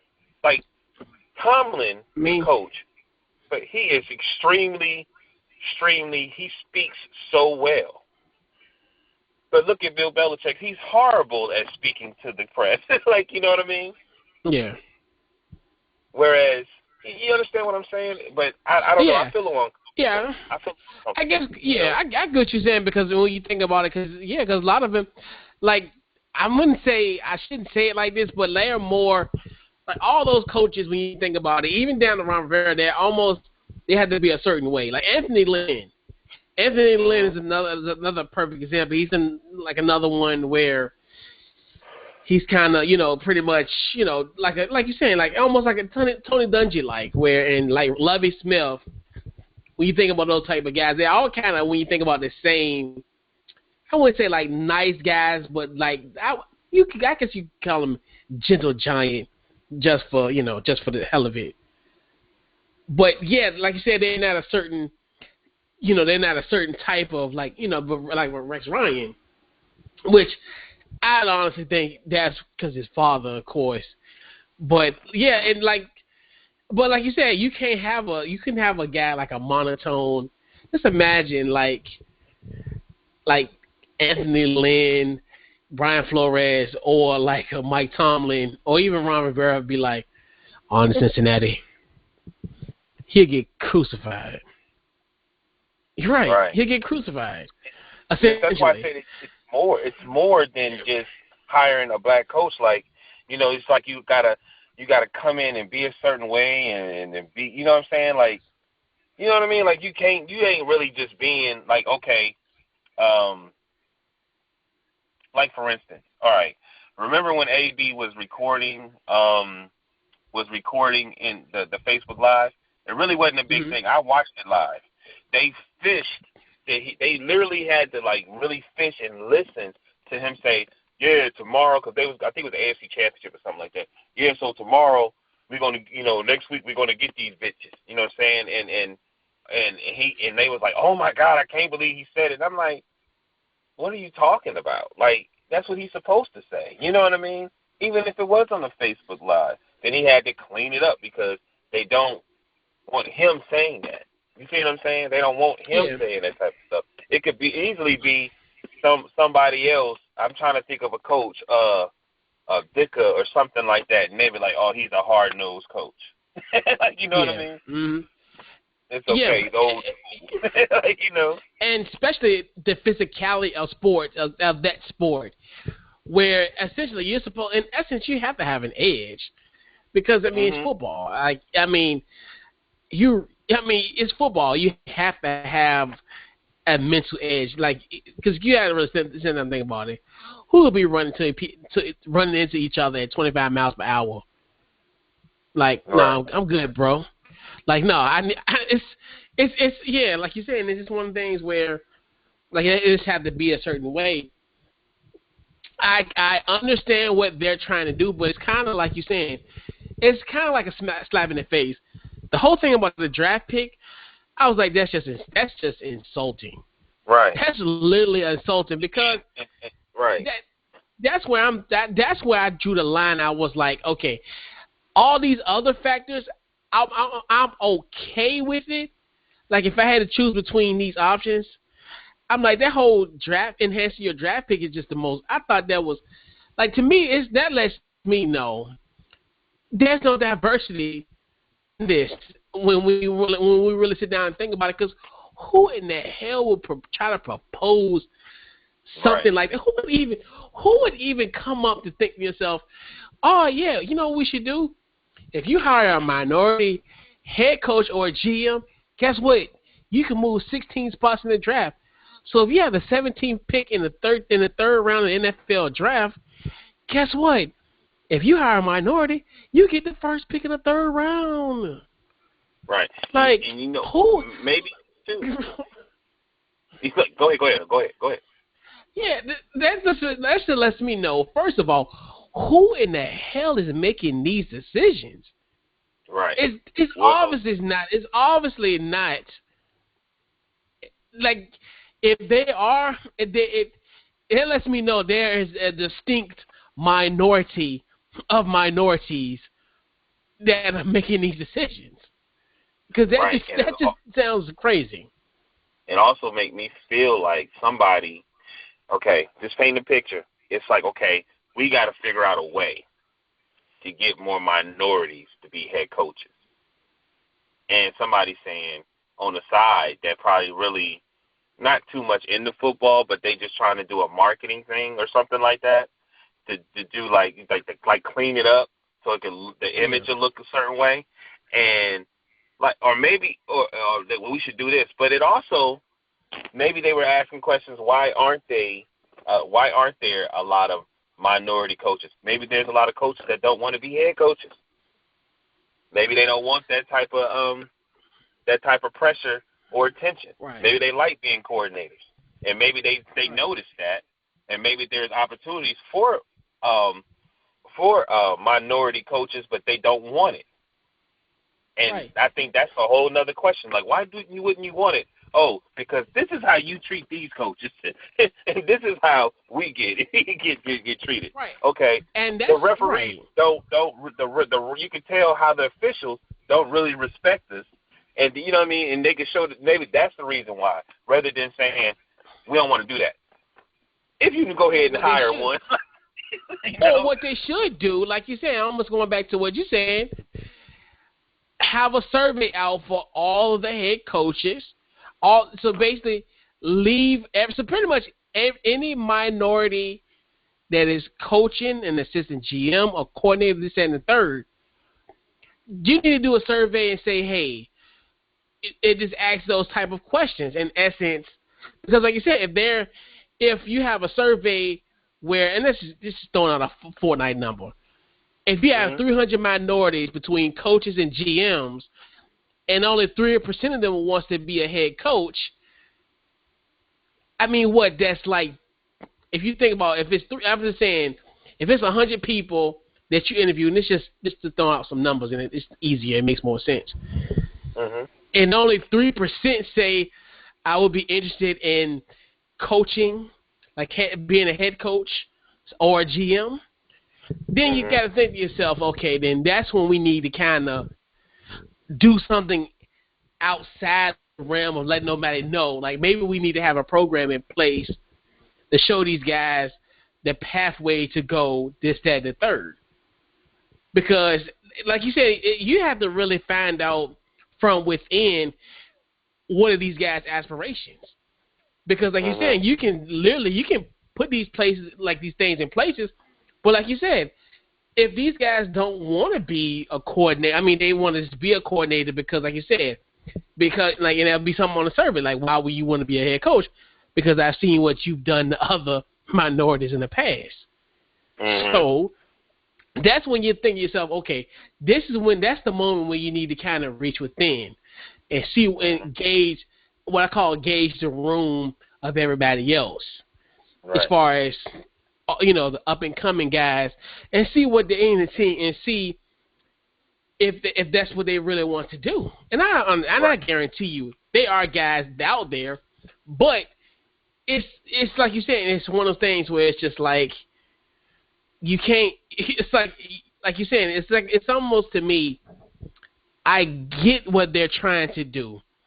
I do like I was mentioning a little earlier, of the assistants, and I think that's probably the biggest key thing where guys aren't gonna they don't have to seek permission to get another job versus in the past.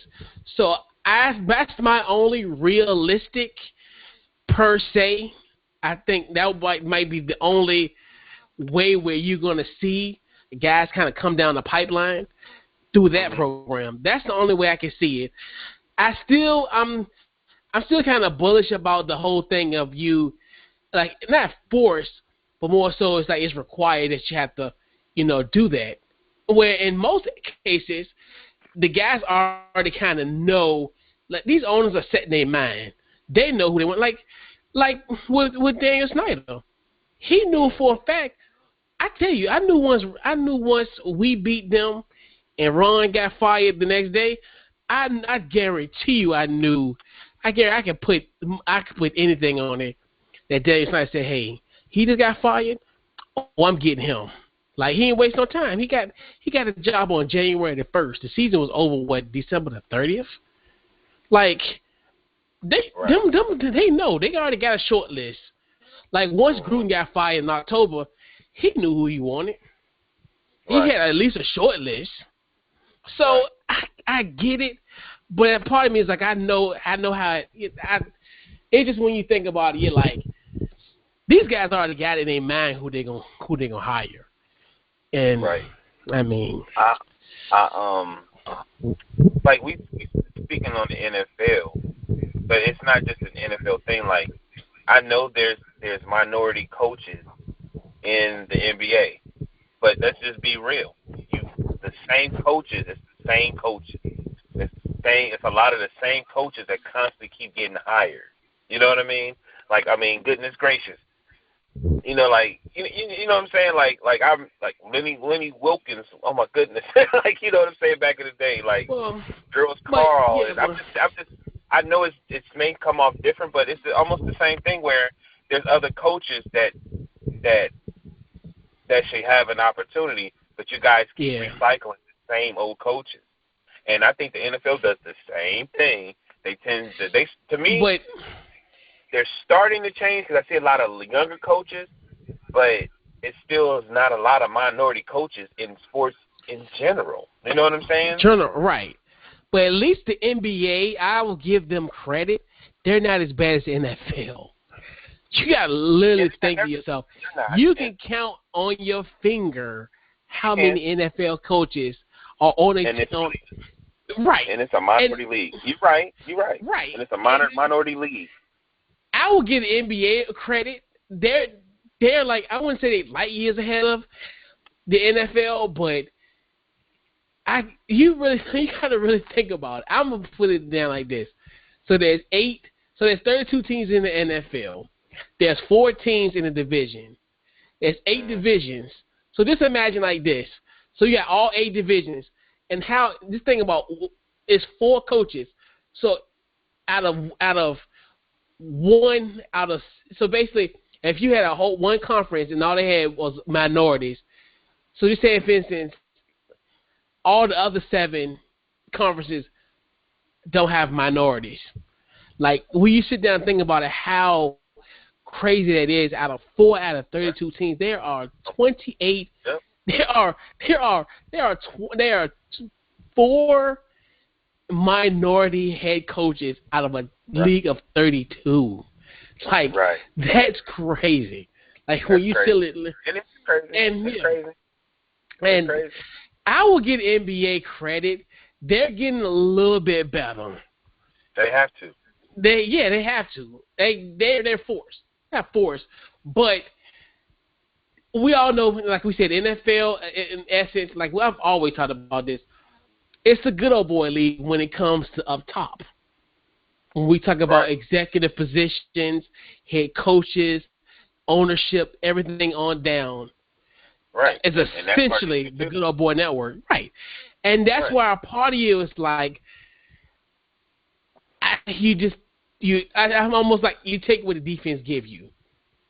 Right. I'm cool with the situation now where they're letting guys, get these interviews, assistants, trying to get these coordinator jobs. And that's, to me at this point, I think that's the only thing that can make sense out of all this craziness. Like me and you worked for corporate America, right? Did you know? And from what I remember, when I worked for McDonald's, when I worked for the Lions, and when I worked for the Wine, when there's about to be a transition, there is a survey, and they want you to be all the way honest. And it's like, okay, what can we do to make this better? How can we fix this problem? And you didn't have to write your name on it or anything. You just was all the way honest. You know what I mean? And then once you honest, even when I worked at movie gallery, there was personality surveys. You know what I'm saying? Well, what I mean by that is like they ask you these questions, and the questions might be based upon why aren't there a lot of minority coaches. This is piggybacking basically what you were speaking about earlier, and they could probably get a lot of answers based upon that. And like even as if you like, okay, after you play professional, would you like to be a coordinator? You know what I mean? Or would you like to be a coach? Or what would you like to do after personal training? Like, what would you like to do if you stay with this team a certain amount of years? Would you like to be a coordinator, maybe someday be a head coach? And I'm telling you, man, I think a lot of them may want to do it, but a lot of them may not. You know what I'm saying? Because it's a lot that comes with it. It's a lot that comes with it. And then there's also a lot of, if it becomes the norm, it probably wouldn't be that bad. But I just remember Tony Dungy building a team, losing, not having that team, and then eventually, you know what I'm saying, getting the coach. I remember that. You know what I mean? And he had to be politically correct. You know what I mean? When deep down he probably say, "Oh hell no!" You know what I'm saying? Like, you know what I mean? Yeah. I built that team, but he had to be politically correct. Like, I know Tomlin probably wanted to go off too, but his biggest thing is how he speaks. And then, like, truth be told, I told Rome, when I saw that the coach for Miami bust. And that's so funny when I brung it up. He remembered when it happened, and I said, that's when your team changed. That spark, that inspiration when he did was going to change his team, and because he would not let that bad call go. And he said, he told the ref, you got to come and talk to me. You're supposed to come explain to me why did you make that call. And that's respect. That's another reason. Like, why would you treat him like that? You ain't going to treat no other head coaches that way. What makes you think you can't come and explain this call? This is the head coach of the Miami Dolphins. You know what I mean? Miami Dolphins is one of those teams. It's one of those teams that Dolphin fans all across the world. You know what I mean? Why would you disrespect him like that? And, you know, I feel some type of way because the first thing I'm thinking about, you treat him that way because he's a minority. You're not treating Mike Tomlin. You're not Mike Tomlin, but you're not treating Bill Belichick like that. Even though Belichick got rings, but you're not treating him that way. You're not treating Rex Ryan. You're not treating Jason Garrett that way. Or even on the other sideline, Brian Gates with the Jets. You ain't gonna talk to him like that. You're not gonna treat him that way. Adam Gates, Adam. And then as a minority too, he know he can't even go off the way he really wants to. Like, he can't do what Bill Cowher doing when he yelling at the person so bad that spit and saliva coming out of his mouth. You know what I mean? He can't do that, or they gonna criticize his character. But man, it's a trip. I think what we saying, I think they should do that, and I think from the in-house, see that's the problem with corporations. Internal, they never internal. go in-house and be internal, and they say, okay, let's try to fix this together with us, not you know what I mean? Like, you know what I mean? But like, you know why? Really try to why? But you know why? Because it's for good press. Right. Because at least they can say, well, the league is trying. We're trying. Right. And it's very ignorant. Right. Right. That's why. That's why.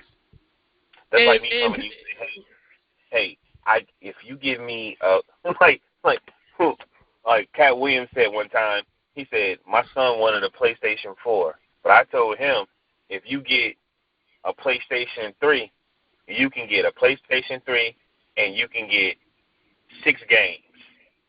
Like, you know, right.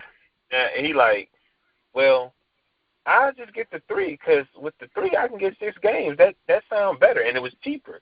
You see what I'm saying? Yeah. So I look at it the same way. So, hey, man, if you guys get a minority, this, you can go ahead. You know that. Come on, man, that's insulting. It is, bro. I'm glad it did. I hope that proposal dies, and more likely it will. So yeah, man, let's put a bow in the Sweets Couch Coach Live, man. Final thoughts. Final thoughts, man. Like, you know, we still have this pandemic going on. Everything is opening up, but you know, everybody's is taking it slow. And this Last Dance was something special. You know, this Last Dance and the versus battles is really, you know, remarkable and creative. Shout out to Avion Crockett and Spice Adams. You know what I mean? Every verses, they're doing their own little improv, like the verses. Yeah. Everybody's just being creative, man. It's great.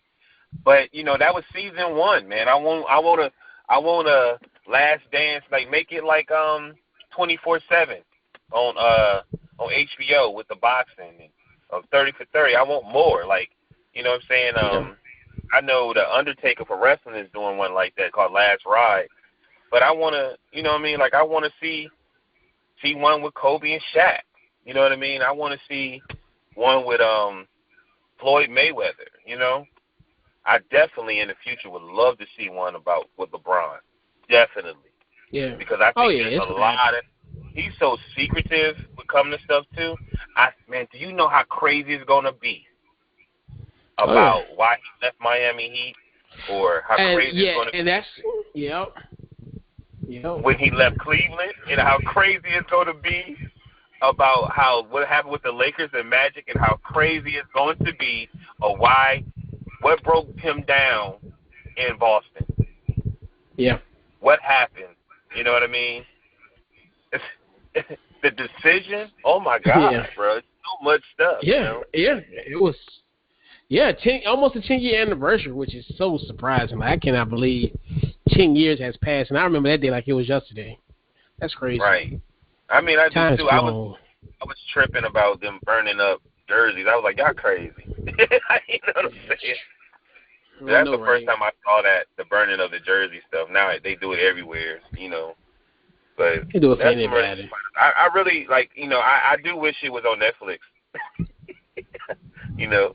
I do wish the I think it's gonna be in June. I mean not June, but July. I think it's coming on in July. It's too many views though. I know they got to do a season 2, man. Like, it was great. Yeah. So my final thought, it's interesting. And we talked about 30 for 30. So there's a 30 for 30 on a guy named Jimmy the Greek. Jimmy the Greek used to be on a show called NFL Today. And for some reason, I used to watch these. I used to go on YouTube and used to watch episodes of it, and I loved it. So a pioneering member of the NFL Today crew, Phyllis George, passed away on Saturday. Another legend. 2020 has just been just a crazy year as far as losing iconic figures. Phyllis George was a Miss America from Texas. She was actually the first woman to ever hold an on-air sports personality, essentially a job, essentially, in as far as on the on-air broadcasting realm. And man, and that's something. And I always say, because I'm 35, so if anybody who's younger than 35 or right around that age range, do yourself a favor. YouTube, just do NFL Today and just watch some episodes, and you really realize how powerful that show was, and just how it when you even what we have going on now with just these elaborate 24-hour news cycle. That it's still amazing to watch those episodes from 40 years ago, essentially. So definitely, yeah, man, definitely, we lost another icon in 2020. So condolences to her family. Yeah, man. Yeah, game ball. Man, I don't know. I was thinking. I don't think I really have nobody, man. I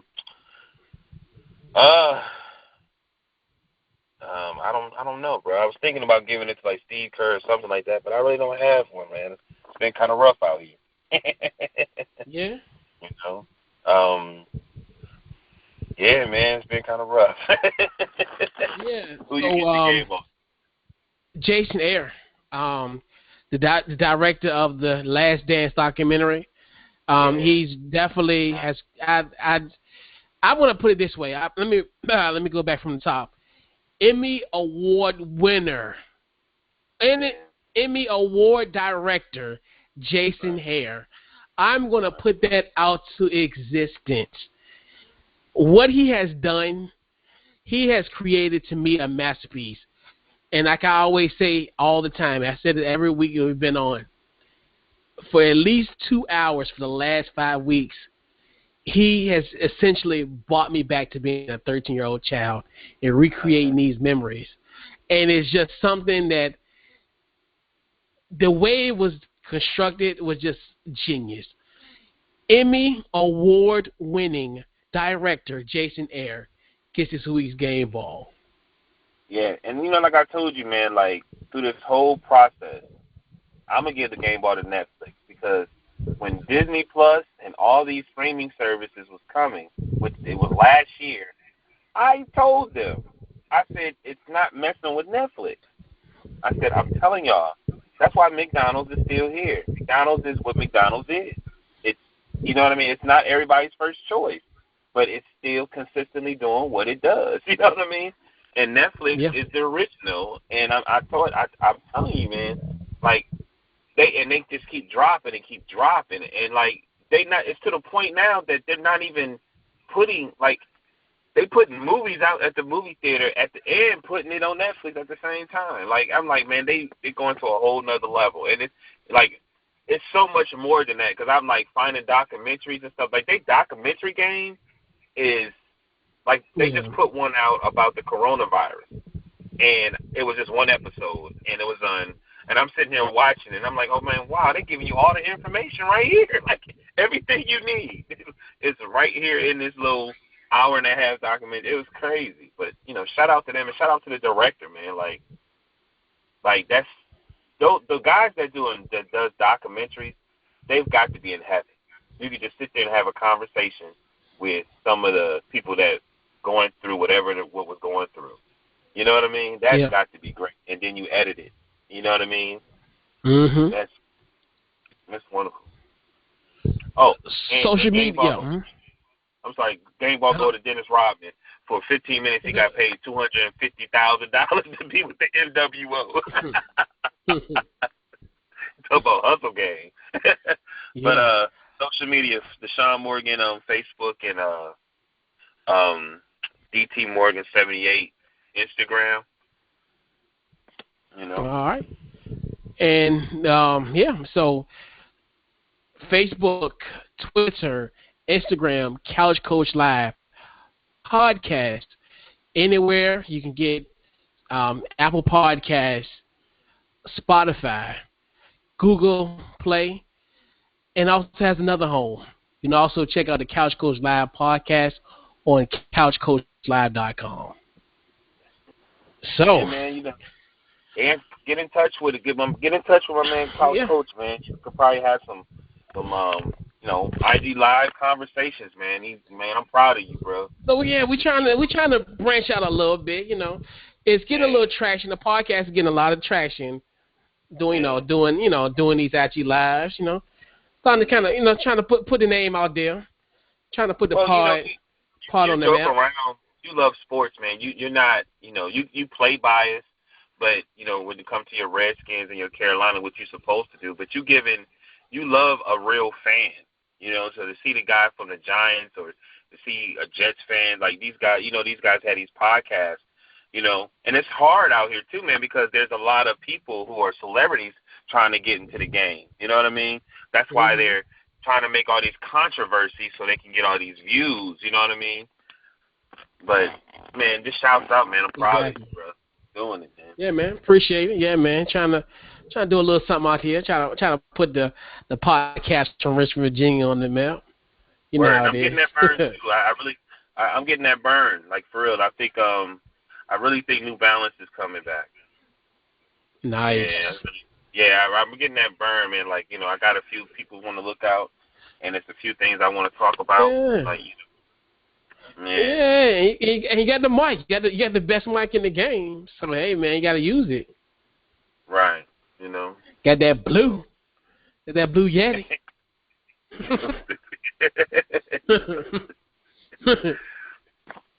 But yeah, man, great show. Yeah, man.